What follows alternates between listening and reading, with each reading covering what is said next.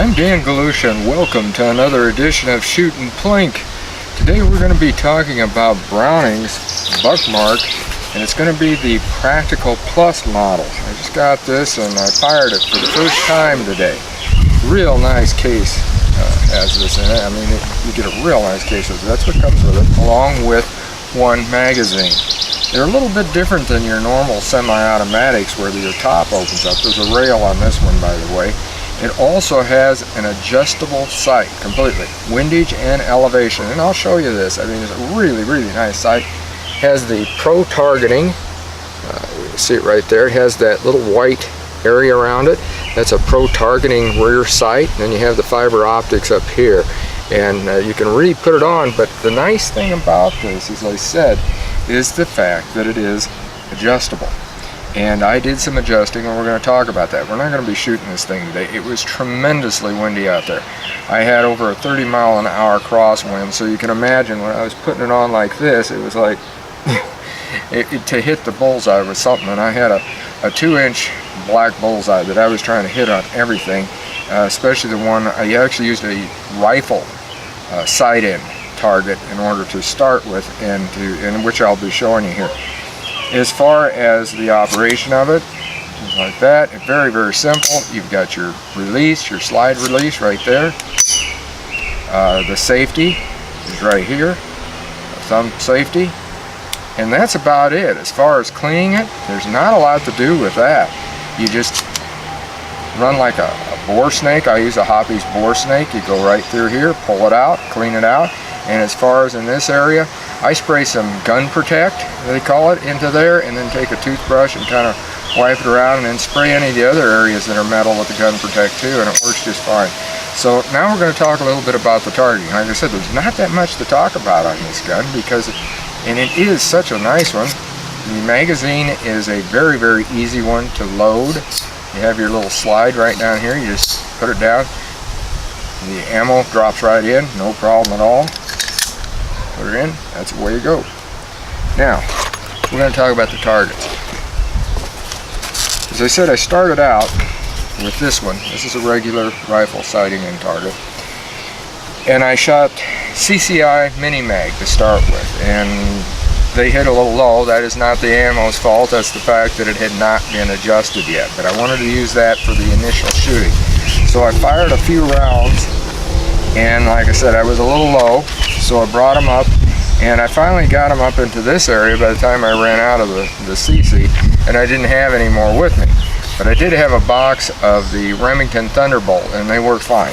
The rest of them I shot, and I started hitting right up here in the center, right where I wanted to shoot. So then what I did is I went to another target, and I found out that it still needed a little bit more sighting in. As you can see here, as I started shooting, I was shooting low. I mean, I was really, and I thought, why? You know, I just sighted that thing in. Still using the Thunderbolt. Use Thunderbolt for all this. So I started working with the sights, but again, I had it going all over like this. The wind was blowing so hard, it was very, very hard to try to control. And finally, I was able to get some shots on this one. This is the one that I finally really got it going. I wanted it in that black area, and I knew if I could get some dead centers, I was really on it, and I did. And my final ones, I used a 10-round clip at the center of each one, and that's what I did. You can see right there. I mean, I was hitting them. There are some dead centers here. I'm going to bring that up so you can see it. You can see with all of them here that there's a dead center. I did a good grouping right here on this one in the center area. Same here. I was really, really surprised due to the fact that, like I said, the wind was just horrible out there, and that's one reason that I didn't shoot any video of it. The sound would have absolutely driven everybody nuts.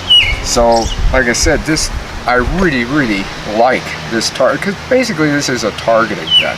This is one that you're going to shoot targets with. And it's got a different type of barrel. Everything about this is different, but I do like it. And what I'm going to do later on is I'm going to experiment with some other ammunition. I have heard that this will shoot just about anything you put in it.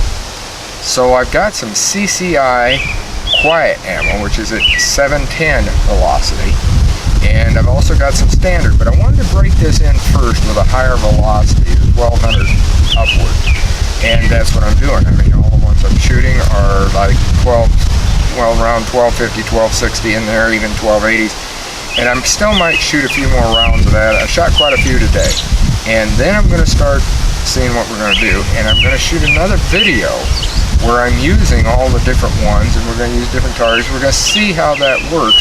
And I might even do it as far as the lower velocity of 10, 1,000 or whatever you want to call it, on down.